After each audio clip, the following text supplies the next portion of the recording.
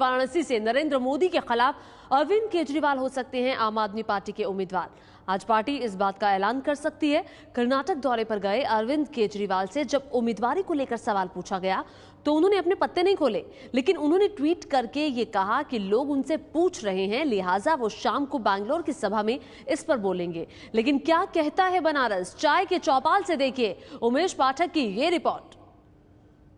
BJP के प्रधानमंत्री पद के उम्मीदवार नरेंद्र मोदी वाराणसी से चुनाव लड़ेंगे। इस पर चर्चाएं बहुत ज्यादा तेज हो गई हैं, लेकिन नरेंद्र मोदी का जो प्रचार का तरीका था, जो चाय पर चौपाल की बात होती थी, वो बनारस में दिखाई पड़ती। बनारस में ये पप्पू चाय वाले की दुकान है, जहां पर अक्सर इस तरह की चौपाल लगती है। किसी न किसी सामाजिक समस्या को लेकर के, किसी समस्या को लेकर के यहाँ पर आपस में बातचीत होती रहती है। लेकिन आज जो चर्चा हो रही है, नरेंद्र मोदी क्योंकि नाम का ऐलान हो चुका है, यहाँ से चुनाव लड़ेंगे और उनकी एक तरीके से कहा जा सकता है जो प्रचार का तरीका था चाय का चौपाल।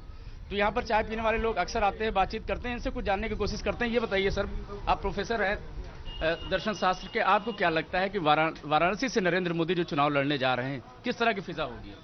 वाराणसी से चुनाव लड़ने के परिणाम यह होगा कि पूर्वांचल इससे जो है प्रभावित होगा और नरेंद्र मोदी की हवा बह रही है, इसलिए बिहार के कुछ इलाके, पूर्वांचल के कुछ इलाके इससे प्रभावित हो गए और उधर भी सीट जो है भाजपा को मिलेगी और जनता यह सत्ता बदलना चाहती है और नरेंद्र मोदी के अतिरिक्त जनता को जो है कोई दिखाई नहीं दे रहा है सत्ता बदलने वाला।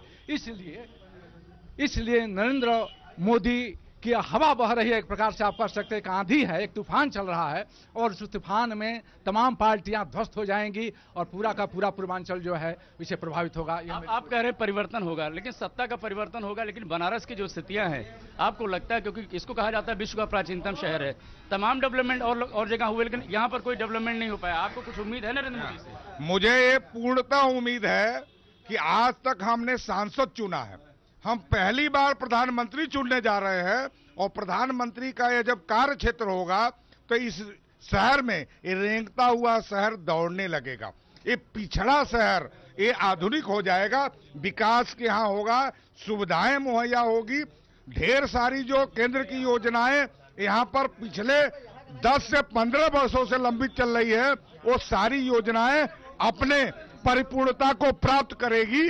इस कारण से इस शहर में बहुत सारे लोग जो अनन्य दलों से जुड़े हुए थे, उन्होंने कल से अपना मत बना लिया है कि मैं मोदी को ही वोट दूंगा, मैं भी उसमें से एक इकाई हूं। एक तो यहाँ का डेवलपमेंट नहीं हुआ है 5 सालों से, इसलिए, और यहाँ भाजपा के ही कैंडिडेट जोशी जी थे, तो इसलिए ये निराशा है पार्टी से लोगों में कि कुछ काम डेवलपमेंट नहीं हुआ। दूसरी बात है कि यहाँ के लोग वहाँ पो में हैं कि मोदी भले चुनाव लड़ें, लेकिन मध्यावधि चुनाव यहाँ से होना है, गुजरात जाएंगे, गुजरात से वो टिकेंगे, इसलिए यहाँ की जनता और बनारस के विकास में मोदी का कोई अस्थायी संबंध नहीं बनने जा रहा है और ये लोग सोच रहे हैं, यहाँ पर इस बात को सोच रहे हैं और लोग बटे हुए हैं। लेकिन जोश है, चूंकि मोदी की हवा है तो जोश है, लेकिन इसको फाइनल नहीं समझा जाए कि पूरी जनता एक ही दिशा में जा रही है। आपको लगता है कि नरेंद्र मोदी यहाँ से अगर चुनाव लड़ते हैं, ये बनारस जो है, यहाँ का रस बना रहेगा? बनारस का रस बना रहेगा। पहला वोट मैं दूंगा और मेरी संस्था बुनकर लोग देंगे और इसमें बहुत लोगों को शक है कि बुनकर वोट मुसलमान नहीं देंगे। ऐसा नहीं है, बनारस के मुसलमान 25% से 30% तक वोट देंगे, इसमें एक पहला वोट मेरा रहेगा। कुछ युवा वर्ग भी हमारे साथ मौजूद है, आपसे बात करने की कोशिश करते हैं।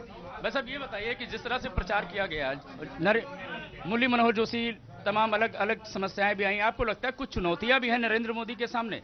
युवा आखिर उनके पास क्यों जाएगा?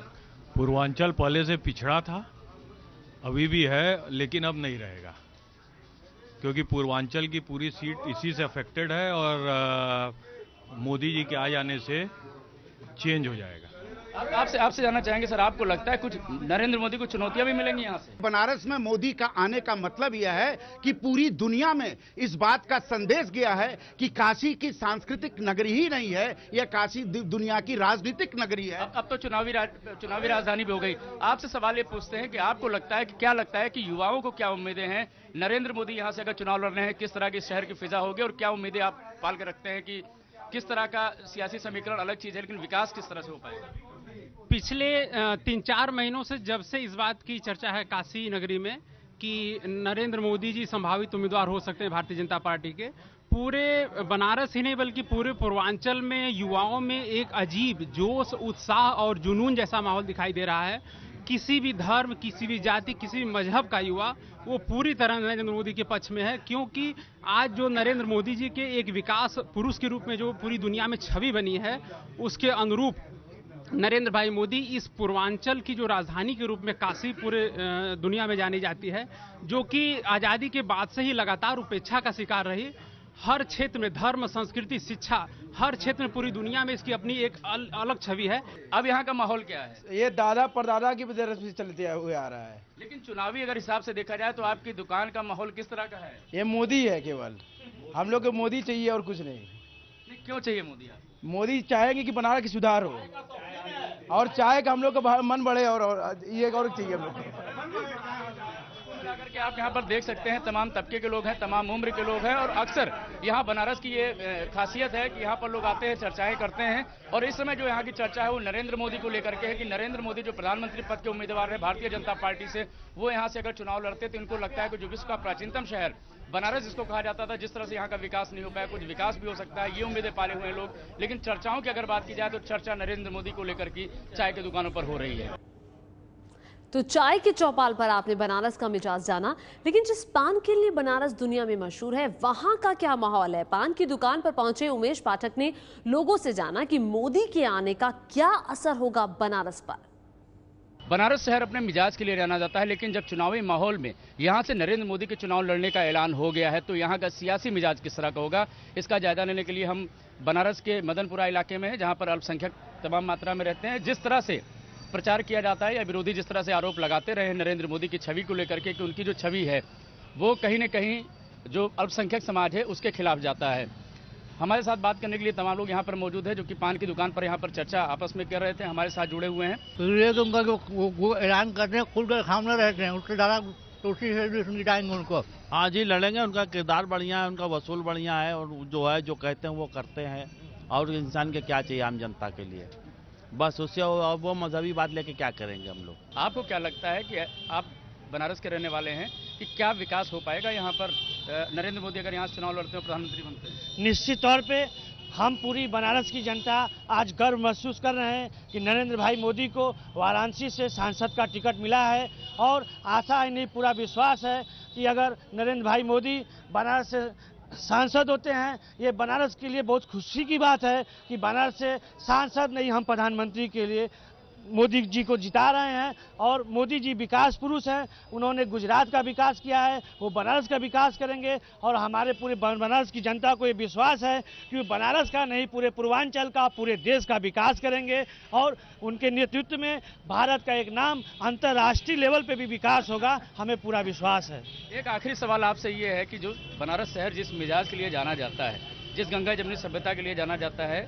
वो जिस तहजीब के लिए जाना जाता है, आपको लगता है कि नरेंद्र मोदी अगर यहाँ से चुनाव लड़ते हैं तो यहाँ का जो रस है, जो बनारस का रस है, वो बना रहेगा?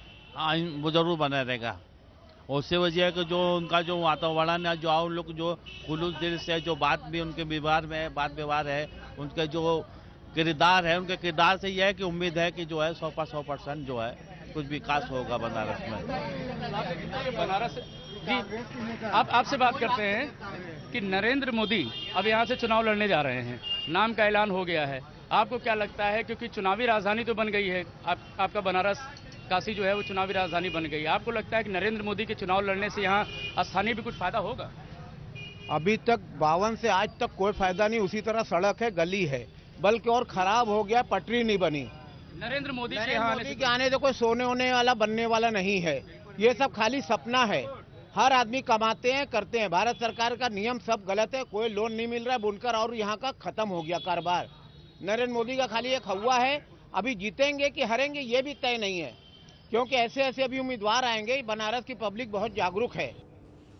तो नरेंद्र मोदी के नाम के ऐलान के बाद ये था बनारस की जनता का मिजाज।